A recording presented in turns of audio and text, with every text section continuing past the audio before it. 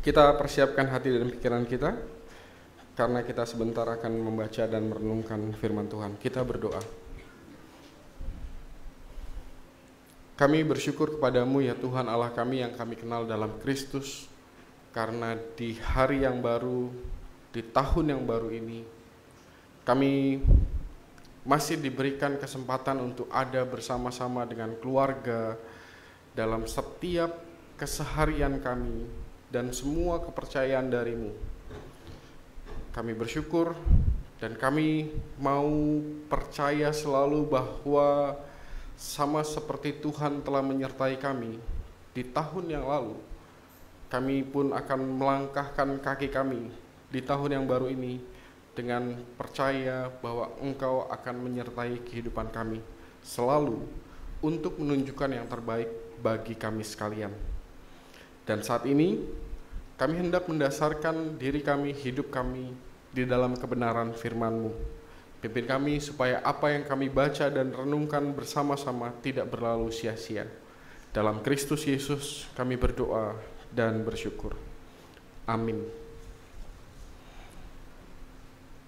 Filipi 2 ayat 5 sampai dengan ayat 11. Sesuai dengan bahan yang disediakan oleh Sinode Gereja Kristen Pasundan, dan sinode kita mengambil dari bacaan Alkitab yang digunakan oleh gereja-gereja sedunia dalam leksionari kalau tidak salah namanya. Dan setiap bacaan leksionari itu ada 4 bacaan dan kita memilih salah satunya. Jadi ada kemungkinan besar sewaktu kita membaca di gereja Filipi 2, maka di gereja yang lain juga akan membaca dan merenungkan bagian Alkitab yang sama. Filipi 2 ayat 5 sampai dengan ayat 11.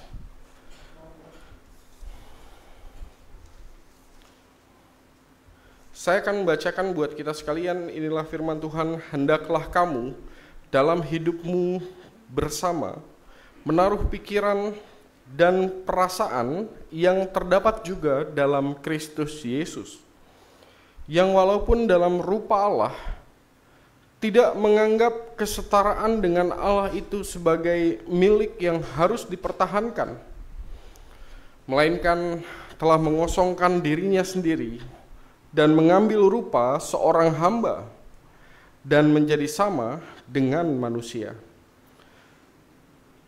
Dalam keadaan sebagai manusia, ia telah merendahkan dirinya dan taat sampai mati, bahkan sampai mati di kayu salib. Itulah sebabnya Allah sangat meninggikan dia dan mengaruniakan kepadanya nama di atas segala nama, supaya dalam nama Yesus bertekuk lutut segala yang ada di langit, di atas bumi, dan di bawah bumi, dan segala lidah mengaku Yesus Kristus adalah Tuhan, bagi kemuliaan Allah Bapa. Sampai sedemikian jauh pembacaan Alkitab kita hari ini. Berbahagialah kita sekalian yang mendengar dan memelihara firman Tuhan dalam keseharian kehidupan kita. Haleluya. Haleluya. Haleluya.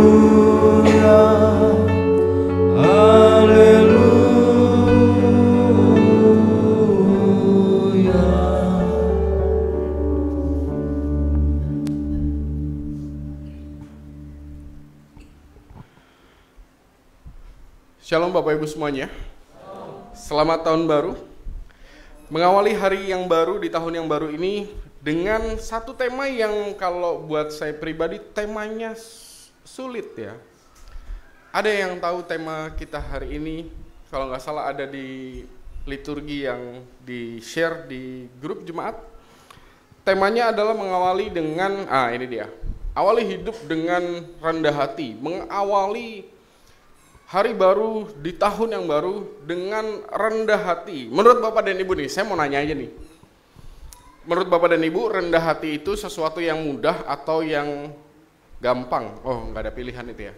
Mudah atau susah? Karena kalau buat saya jawabannya adalah susah. rendah hati itu sesuatu yang sulit karena tantangan untuk menjadi seseorang yang rendah hati akan muncul tepat ketika seseorang tahu bahwa dirinya bisa menyombongkan sesuatu, tetapi dia tidak melakukan hal itu. Benar nggak? Rendah hati itu harus lewat itu dulu. Bahwa kita tahu ada sesuatu yang bisa kita sombongkan, tetapi kita tidak melakukan itu karena alasan tertentu.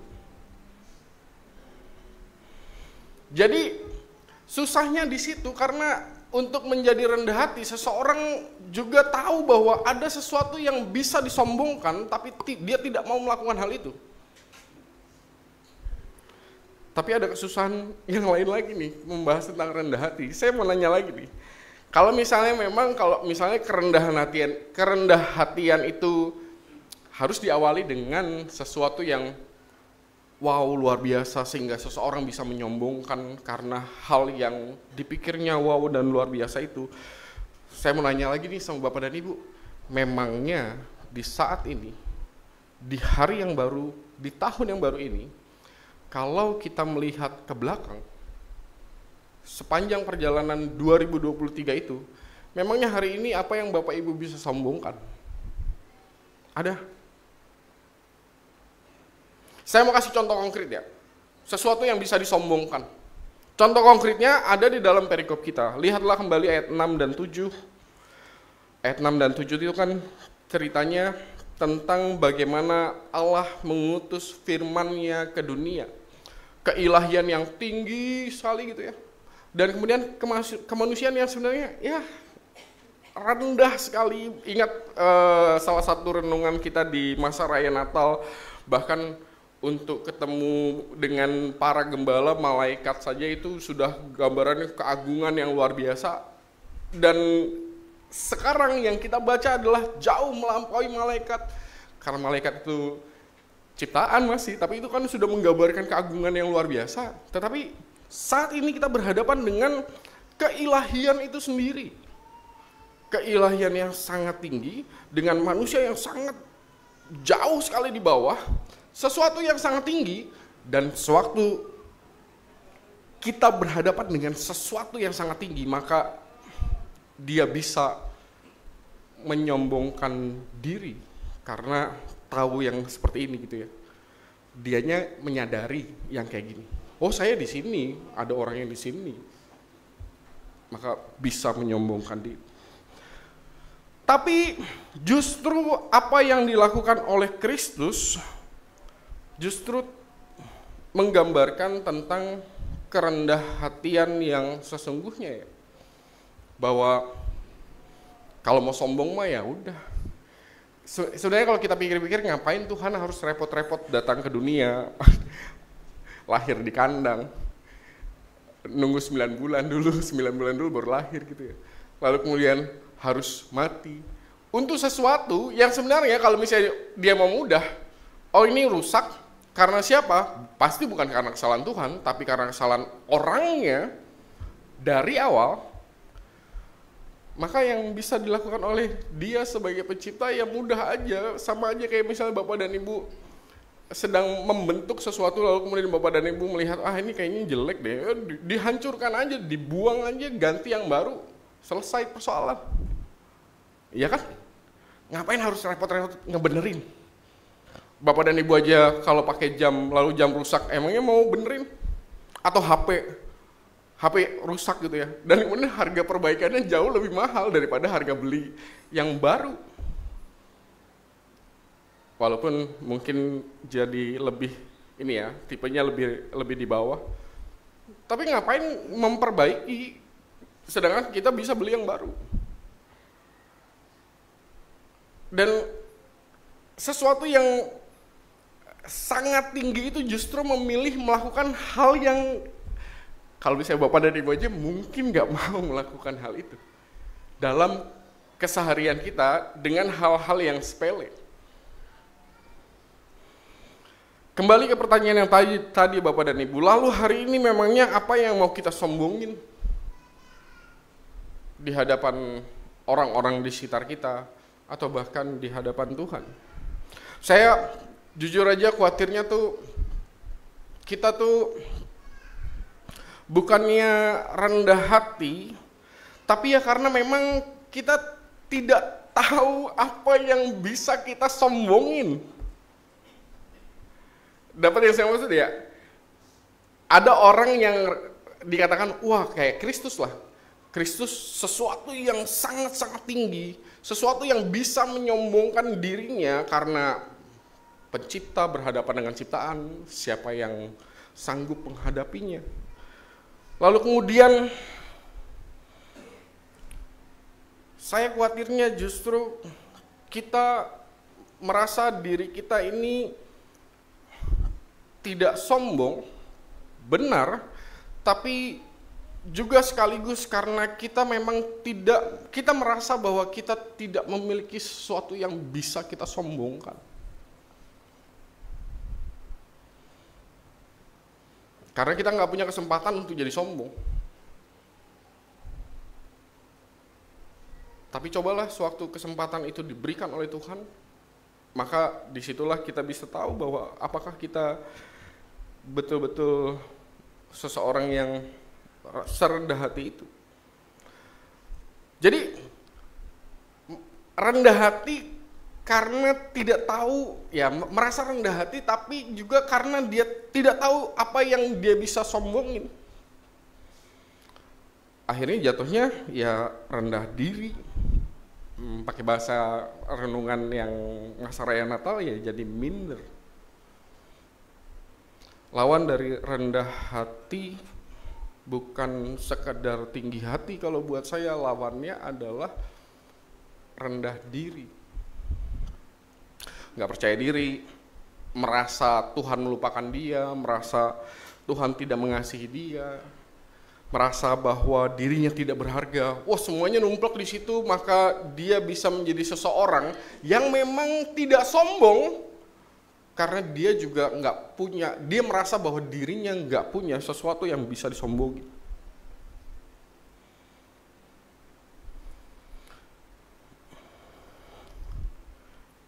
Awalnya saya berpikir kayak gitu, bahwa kerendahan hati itu hanya berhadapan dengan sesuatu yang harus sombong dulu, harus tahu dulu bahwa setinggi itu sehingga bisa disombongkan, tapi kemudian tidak memilih untuk menyombongkan hal itu, maka itu kerendahan hati. Pada awalnya saya, dan mungkin kita akan memandangnya seperti itu. Tapi dalam persiapan saya justru menemukan mungkin juga kerendahan hati berbicara bukan hanya tentang sesuatu yang tinggi, kemudian kita bisa menyombongkan diri, tapi seseorang tidak melakukan itu karena, misalnya katakanlah karena dia tahu bahwa semuanya adalah karya Tuhan, maka seseorang menjadi rendah hati. Oke, itu satu jalan, tapi ada satu lagi jalan ketika seseorang bisa menemukan dirinya serendah hati itu. Karena justru di saat-saat seseorang merasa seperti yang tadi, perasaan-perasaan negatif seperti yang tadi, merasa dirinya tidak berharga. Lihatlah setahun yang lalu, bagaimana Bapak dan Ibu mendefinisikan diri Bapak dan Ibu, keluarga Bapak dan Ibu, keluarga kita. Apakah kita merasa dikasihinya di sepanjang tahun yang lalu? Dan tepat sewaktu seseorang, sewaktu kita, sewaktu saya, sewaktu Bapak dan Ibu memandang diri kita senegatif itu, saya kira justru di saat itu juga kerendahan hati menjadi penting untuk seseorang bisa menemukan selalu karya terbaik dari Tuhan. Maksud saya begini, sewaktu seseorang merasa semua perasaan negatifnya, rendah dirinya, dengan segala sesuatu yang terjadi dalam kehidupannya, menurut penilaiannya, maka tundukkanlah semua perasaan itu di hadapan Kristus. Dan untuk seseorang menundukkan diri di tengah semua keterbatasannya, kelemahannya, kenegatifannya, bahkan itu pun juga perlu kerendahan hati seseorang untuk pada akhirnya mau datang, mau ngomong ke Tuhan, mau mendengarkan, dan mau tunduk terhadap apa kata Tuhan. Jadi sewaktu seseorang katakanlah bilang, Tuhan, kenapa kehidupan saya sangat-sangat buruk? Kenapa saya seakan-akan sangat-sangat tidak berharga? Butuh kerendahan hati untuk mendengarkan bahwa Tuhan mengatakan, enggak, itu cuma penilaianmu, itu cuma penilaian orang, tetapi bagaimana aku memandang hidupmu pasti tidak seperti itu. Iya kan? Butuh kerendahan hati juga untuk mendengarkan suara, kalau bahasa renungan malam tahun baru yang lalu, yang baru aja kita lewati, butuh kerendahan hatian untuk mendengarkan suara Tuhan di tengah semua kebisingan yang terjadi dalam kehidupan kita. Dalam semua perasaan rendah dirinya yang bisa dihadapi oleh kita, siapapun kita, maka hari ini untuk mengawali perjalanan kita yang pasti tidak akan menjadi jauh lebih mudah ketimbang tahun yang lalu, pasti jauh lebih susah, karena hidup tidak akan pernah menjadi lebih mudah sebelum kita dipanggil. Maka hari ini tundukkanlah diri kita di hadapan Kristus, yang pasti tidak akan pernah setuju dengan semua perasaan negatif Bapak dan Ibu, apapun itu. Saya akan selalu mengingat kutipan seseorang yang ngomong,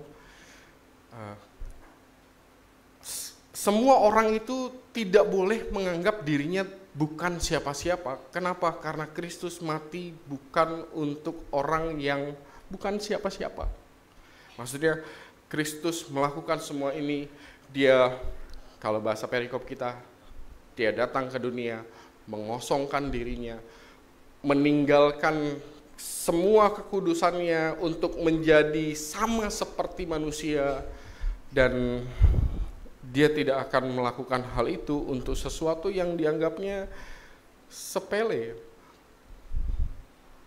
Justru karena sangat berharga maka dia melakukan itu.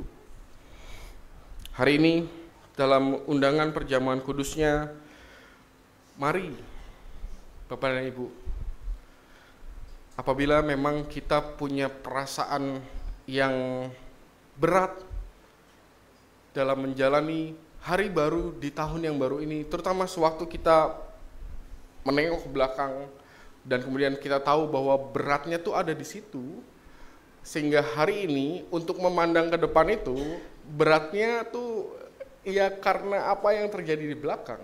Maka hari ini dalam kebaktian kita, dalam kebersamaan kita, dalam undangan perjamuan kudusnya, datanglah, berbicaralah dalam doa, serahkanlah semua kekhawatiran kita, berbicaralah tentang semua perasaan negatif kita, supaya apa? Supaya kita betul-betul bisa mendengarkan suara Tuhan tentang apa dan bagaimana diri kita yang sebenarnya. Jadi bukan hanya tentang semua hal yang bisa disombongkan oleh Bapak dan Ibu. Kita mohon untuk kerendahan hati karena kita pada akhirnya tahu bahwa itu semua adalah karya Tuhan. Tapi juga bawalah dalam kerendahan hatian semua kelemahan, keterbatasan, semua yang memberatkan kita. Supaya apa? Supaya walaupun memang kita membawa beban yang berat, tapi kita tahu bahwa kita tidak sendirian. Tundukkanlah itu di hadapan Tuhan dalam kerendahan hatian kita, sehingga pada akhirnya kita tahu bahwa Tuhan bisa melakukan sesuatu, dan Tuhan sudah melakukan sesuatu, dan akan melakukan sesuatu yang terbaik selalu dalam kehidupan kita. Jadi selamat menjalani hari yang baru di tahun yang baru dengan mengingat bahwa Tuhan selalu menyertai kehidupan kita. Tuhan menolong, Tuhan memberkati. Amin.